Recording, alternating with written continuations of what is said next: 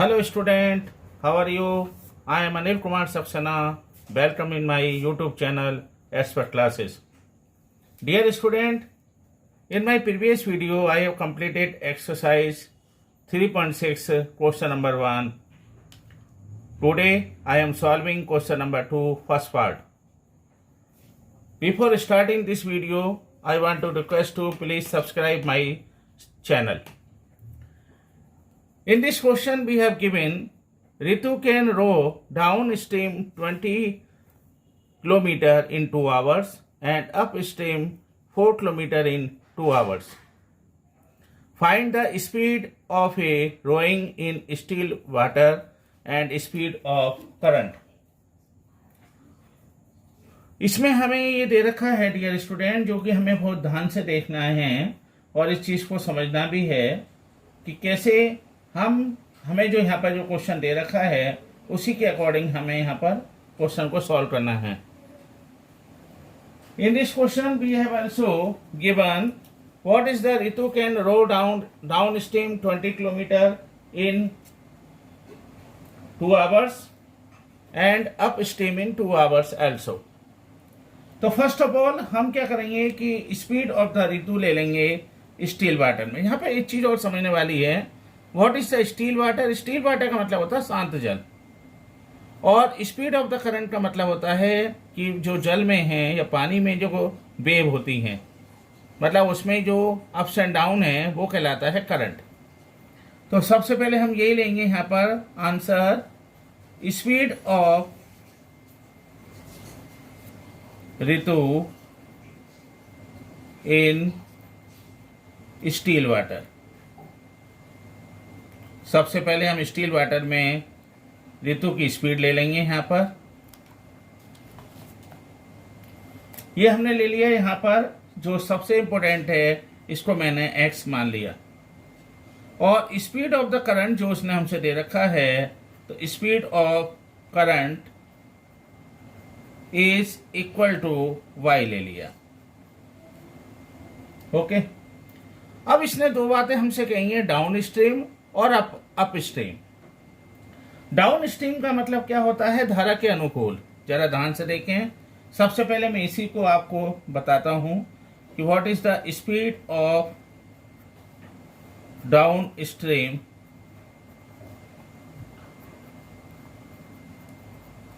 Speed of down stream का मतलब एक हम डायग्राम से समझते हैं जिससे आपको पूरा समझ में आ जाएगा.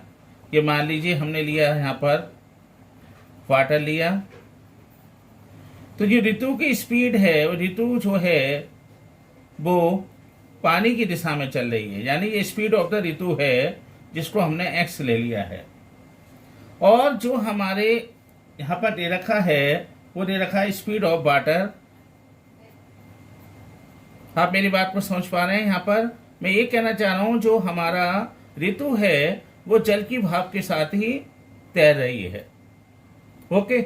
और जो पानी का हमारा जो दिशा है वो ये दिशा है, और जो हमारा ऋतु की स्पीड है वो भी x किलोमीटर है. ओके. तो यहाँ पर हमने क्या करा, स्पीड ऑफ द वाटर हमने लिया है यहाँ पर, जो हमने माना है y के बराबर. तो इसका मतलब ये हो गया कि ये हमारा speed of the downstream हो गया x, और plus speed of the water is equal to हो गया y. अब ऐसे ही हम निकाल लेंगे स्पीड ऑफ. तो dear student, speed of the ऋतु है स्टील वाटर में x थी हमारी, तो हमने x प्लस वाई आपके समझ में आया. जो वाटर का हमारा फ्लो है वो ये है, और ऋतु भी इसी डायरेक्शन में चल रही है, तो उसका speed of the down stream में आ गई हमारी s प्लस वाई. अब speed of the up stream देखें. अप स्ट्रीम का मतलब क्या है, जो स्पीड ऑफ द वाटर है वो y हमारा इधर है ही. ये तो सही है, आपको कोई डाउट नहीं है. लेकिन यहाँ जो ऋतु है वो धारा के प्रतिकूल डायरेक्शन में चल रही है. धारा के ये अनुकूल, डाउन स्ट्रीम का मतलब होता है अनुकूल उसकी दिशा में, और ये दिशा के विपरीत. तो that means speed of the up stream हो जाएगी कितना, x माइनस वाई. तो ये दोनों चीज आपके समझ में है. आप डायग्राम शो करोगे तो ज़्यादा आप अच्छे नंबर आपके आ सकते हैं, एग्जामिनर को भी बिल्कुल क्लियर हो जाएगा. ओके. अब इसके बाद हमें क्या करना है, यहाँ पर हम जानते हैं बी नोबेल स्पीड इज इक्वल टू होता है डिस्टेंस अपॉन टाइम।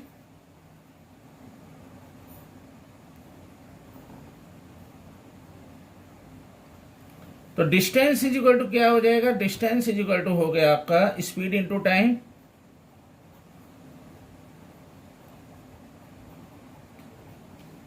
अब जरा हम देख लें जो हमारी अकॉर्डिंग टू फर्स्ट कंडीशन ले हैं हम, यदि तो अकॉर्डिंग टू फर्स्ट कंडीशन के अकॉर्डिंग हम लेंगे तो यहाँ पर हमें जो 20 किलोमीटर दे रखा है, ये डिस्टेंस दे रखा है, दैट मीन्स तो डिस्टेंस इज इक्वल टू हो गया 20। 2 आवर्स जो दे रखा है वो हमें टाइम दे रखा है, तो टाइम इज इक्वल टू हो गया आपका 2 आवर्स। और what is the speed, speed आपको जो हम ले रहे हैं डाउन स्पीड स्ट्रीम वाला, तो वो कितना डिस्टेंस है x प्लस वाई। तो डेट मीन्स यहाँ हो गया हमारा कितना, यहाँ हो गया डिस्टेंस इज इक्वल टू हो गया स्पीड इनटू टाइम।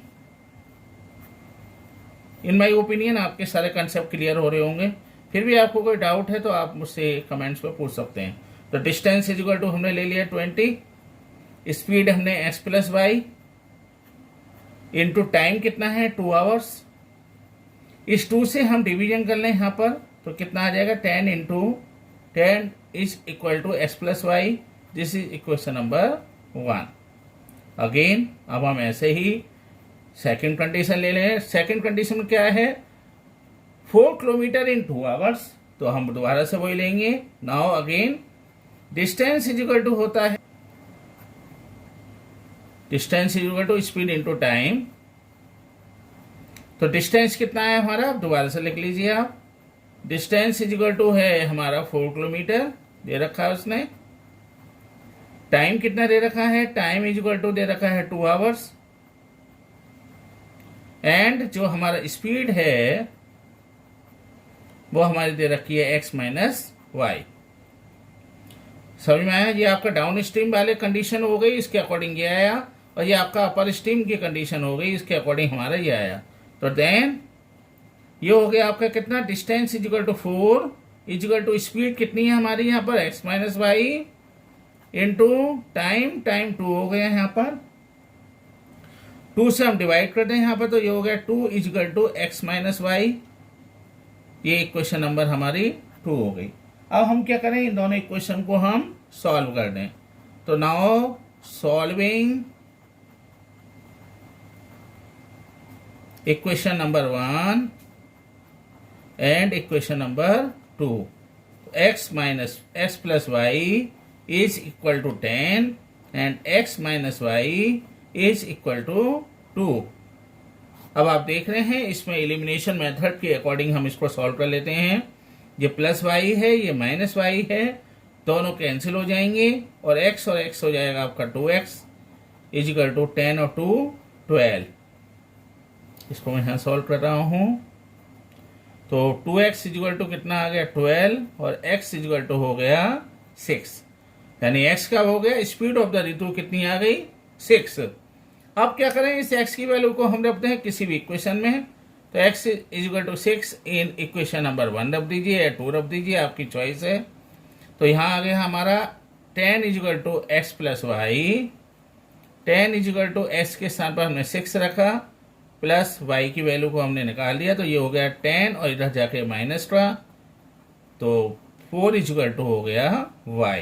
तो हम कह सकते हैं यहाँ पर कि स्पीड ऑफ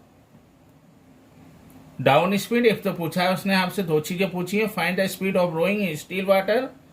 तो स्पीड ऑफ ऋतु in still water,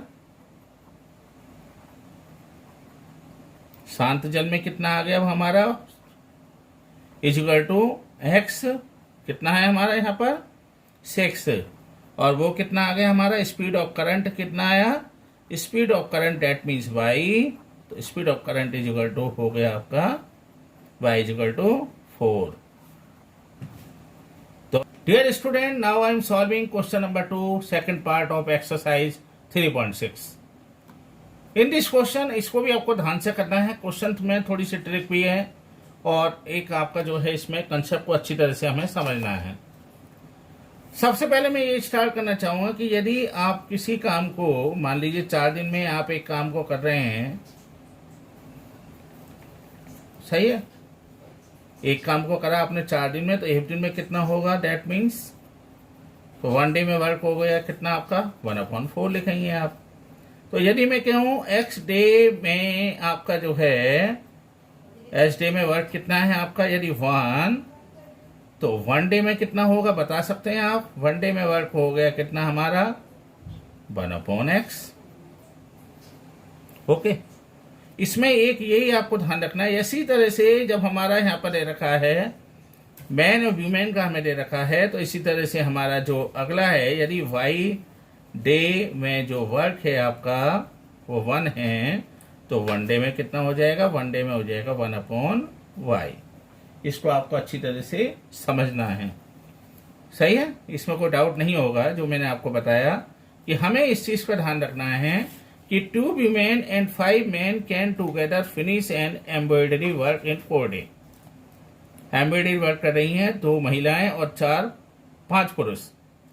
While 3 women and 6 men can finish it is in the 3 day।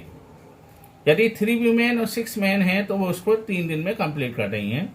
Find the time taken by the 1 woman। दे दिया है 1 woman। अब 1 woman का मतलब क्या हो गया, हमें अपॉन में लेना पड़ेगा। Allow to finish the work and also take that taken by 1 man alone। 1 हमें व्यूमेन का लेना है, 1 ही हमें मैन का लेना है। तो 1 मीन्स क्या करेंगे, जो आपका डेज होगा उसको हम क्या करेंगे 1/, के रूप में लेंगे। तो सबसे पहले हम यही कर सकते हैं, यहां पर I right answer women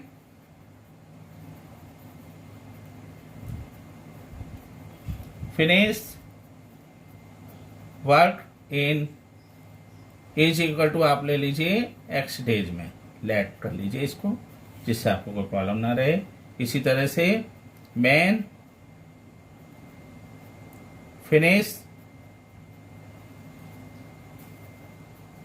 work is equal to y। Okay, तो इसका मतलब हम ये कह सकते हैं यहां पर जो हमारे लिए सबसे इंपॉर्टेंट है कि वर्क ऑफ 1 वुमेन कितना हो जाएगा इन 1 डे में, इज इक्वल टू 1/x। जैसे मैंने अभी आपको बताया था कि यदि x डे में आपका जो वर्क है वो हो रहा है 1, तो 1 डे में कितना हो जाएगा 1/x। यही हमने लिया है work of 1 women in 1 day is equal to 1/x। और इसी तरह से हम ले सकते हैं कि work of 1 man in 1 day is equal to हो जाएगा 1/y। समझ में आ रहा है। तो एक महिला यदि एक काम को करती है 1/x में, तो एक आदमी एक काम को करेगा 1/y में। अब यहाँ पर 2 कंडीशन है, उनको आप अप्लाई कर दीजिए। तो अकॉर्डिंग टू क्वेश्चन या कंडीशन जो आपको दे रखी है उसके हम ले लेंगे। यहाँ पर फर्स्ट कंडीशन में 2 वुमेन दे रखी है यहाँ पर और 5 मैन दे रखे हैं। तो इसका मतलब जो 1 वुमेन का कितना है 1/x, तो 2 का कितना हो जाएगा 2/x, प्लस 5 मैन दे रखे हैं। तो 1 मैन इन 1 डे में है 1/y, तो 5 मैन कितने में हो जाएगा 5/y।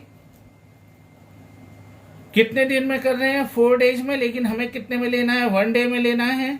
ये दे रखा है इन्होंने 1 डे में, तो ये भी कितना हो जाएगा 1/4। अब हम क्या कर सकते हैं, यहाँ पर ये हमें इक्वेशन मिल गई। अब अकॉर्डिंग टू सेकंड कंडीशन ले लीजिए आप। समझ में आ रहा है आपके, नहीं आ रहा। अब अकॉर्डिंग टू सेकंड कंडीशन जो उसने बोला है वो देख लें हम जरा। फिर दोबारा से ध्यान से देखिए, 3 वुमेन, अब 1 वुमेन कितने में कर रही है 1/x डे में। तो यहां पर हम ले लेंगे कितना, यहां पर अकॉर्डिंग टू हम सेकंड कंडीशन लेंगे तो हमारा आ जाएगा 3/x प्लस 6 मैन कर रहे हैं यहां पर, तो 6/y। कितने दिन में कंप्लीट हो रहा है 3 डेज में, तो हम क्या लिखेंगे इसको 1/3। इस पर कोई डाउट। 3 वुमेन जो काम कर रही हैं वो हो रही है 1 डे में, तो 1 वुमेन कितने में होगा 1/3 में। ओके, तो ये हो जाएगा हमारा 3/x में, और 6 मैन का हो रहा है तो ये हो जाएगा 6/y में। इसमें कोई डाउट आपको, आई थिंक कोई भी डाउट आपको नहीं होगा। यदि है तो आप मुझसे कमेंट में पूछ लीजिए। अब दो इक्वेशन हमें मिल गई हैं, इसको हमें सॉल्व करना है यहाँ पर। तो solving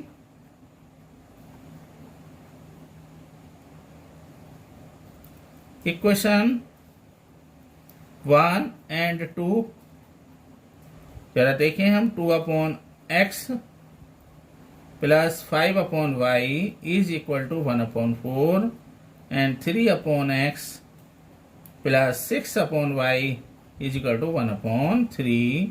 this is equation number 1 and this is equation number 2। अब जरा ध्यान से देखिए, इसको हम जरा सिंप्लीफाई और कर लें जिससे आपको आसानी से समझ में आ जाएगा। तो सिंप्लीफाइंग इक्वेशन 1 एंड 2 कैसे करें? क्या मैं इसको यहाँ लिख सकता हूँ 2 इंटू 1/x प्लस इसको मैं यहाँ लिख सकता हूँ 5 इंटू 1/y, कोई प्रॉब्लम तो नहीं है। तो ये हो गया इक्वेशन नंबर 1। इसी तरह से मैं इसको लिख सकता हूँ 3 into 1/x plus 6 into 1/y is equal to 1/3। This is equation number 2। अब यदि आप ध्यान से देखें तो 1/x इसमें भी है इक्वेशन में और इसमें भी है, तो इसको हम कुछ ना कुछ कंसीडर कर लेंगे। 1/y इसमें भी है तो इसमें भी है, इसको हम कुछ ना कुछ कंसीडर करेंगे। तो we will consider 1/x equal to u ले लीजिए and 1/y equal to v ले लीजिए। इसमें कोई डाउट नहीं है आपको। अब दोनों चीजें हमारे पास आ गई। Now equation number 1 and 2 will be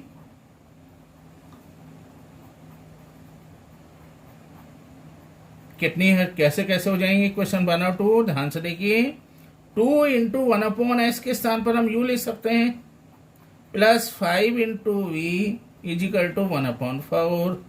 this is equation number 1। 3 into u 6 into v is equal to 1/3। This is equation number 2। इन दोनों को हम सॉल्व करने हैं। अब आप मुझे बता सकते हैं किस विधि से सॉल्व करें? सब्स्टिट्यूशन, एलिमिनेशन, किससे हम सॉल्व करें? क्रॉस मल्टीप्लिकेशन से कोई बेनिफिट हो सबसे जाएगा जी, ऐसे नहीं होगा। लेकिन सबसे बेस्ट रहेगा हमारे लिए एलिमिनेशन मेथड। तो अब इसको हम क्या करेंगे? Solving equation number 1 and 2। Solving 1 and 2 देखें जरा ध्यान से।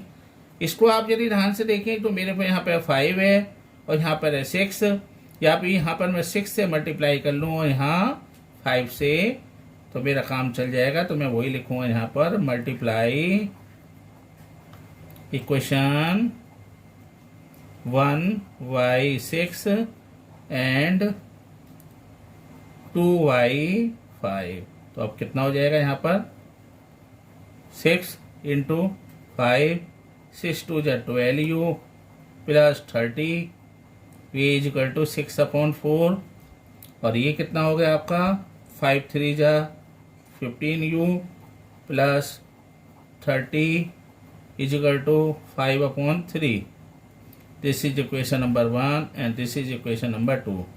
डियर स्टूडेंट, बस मैं इस बात का रिक्वेस्ट करता हूँ कि सारे स्टेप के लिए लिख के आना वहाँ पर एग्जाम में, जिससे आपको कोई भी नंबर आपके कहीं भी ना कटें और आपके पूरे नंबर मिलें। तो ये आपके यहाँ पर प्लस के 30 और ये माइनस के 30 दोनों कैंसिल हो गए, और माइनस के 15 में से प्लस के 12 हमने लेस किए, तो ये हमारा कितना आ जाएगा बता सकते हैं आप? माइनस का 3u is equal to 6/4 minus 5/3। तो अब इसमें हम एलसीएम ले लें। 12, 4 3 जा 12 और 3 6 जा 18, माइनस 3 4 जा 12 और 3 5 जा 15, माइनस का 3u इज इक्वल टू हो गया ये आपका कितना? ये आया आपका कितना यहाँ पर? 18 में से 15 गया तो 3/12। क्रॉस मल्टीप्लिकेशन कर लीजिए यहाँ पर। तो क्रॉस मल्टीप्लिकेशन करने पे आया आपका कितना है यहाँ? u इज इक्वल टू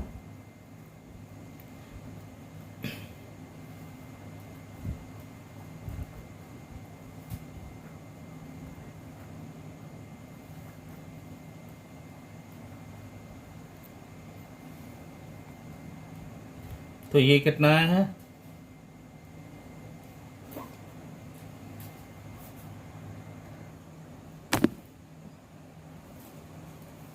तो डियर स्टूडेंट यहाँ आपका आएगा 3 4 जा 12 और आपका आएगा यहाँ पर और 4 5 जा 20। इसको आप सही कर लीजिए। तो ये हो गया आपका माइनस के 2, माइनस से माइनस कैंसिल, तो ये हो गया आपका 2 अपॉन 12 इंटू 3। ओके, तो u इजुअल टू कितना आ गया आपका यहाँ पर 2 6 जा 12 यानी 1/18। ओके, तो u इजुअल टू 1/18 आ गया। नाउ u की वैल्यू को आप पुटिंग u इजुअल टू 1/18 किसी भी इक्वेशन में रख दीजिए, जो आपकी चॉइस है। 1 में रखना चाहे 1 में रख लीजिए। तो ये हो गया आपका कितना 2u plus 5v equal to 1/4, 2 into 1/18 plus 5v equal to 1/4। तो ये कितना आ गया आपका यहाँ पर, ये आया आपका 5v इजुअल टू, इसको भी कर लीजिए 9 टाइम जाएगा ये, तो ये आएगा 5v equal to 1/4 minus 1/9, 5v equal to, इसका एलसीएम ले लिया हमने 36, 4 9 जा 36 एंड 9 4 जा 36, 5v equal to 5/36। Cross multiplication करना चाहें उससे कर लीजिए, नहीं तो v इजुअल टू हो गया आपका 5/36 इंटू 5, तो ये हो गया आपका 1/36। अब आप क्या करेंगे, जो आपकी u की वैल्यू आई है वो कितनी आई 1/18 और v इजुअल टू आपका आ गया 1/36। इन दोनों वैल्यू को आप रख दीजिए यहाँ पर। देखिए ध्यान से, मेरे पास स्पेस सेविंग करनी है मुझे। u इजुअल टू आया है 1/18, चलो u हमने कितना लिया था 1/x equal to 1/18, cross multiplication करी हमने तो x इजुअल टू हो गया 18। तो यहाँ आया आपका 1/x equal to 1/18 and 1/y equal to 1/36। तो ये हो गया क्रॉस मल्टीप्लीकेशन करने पर x equal to 18 and y equal to 36। Dear student, in my opinion आपको सारे कंसेप्ट क्लियर हो गए होंगे, आपको कोई भी प्रॉब्लम इसमें नहीं आई होगी। फिर भी यदि प्रॉब्लम है तो आप मुझसे कमेंट्स में पूछ सकते हैं। बस मैं आपसे ये रिक्वेस्ट करता हूँ कि आप मेरे चैनल को ज़्यादा से ज़्यादा सब्सक्राइब करें, शेयर करें एंड प्रेस बेल आइकन।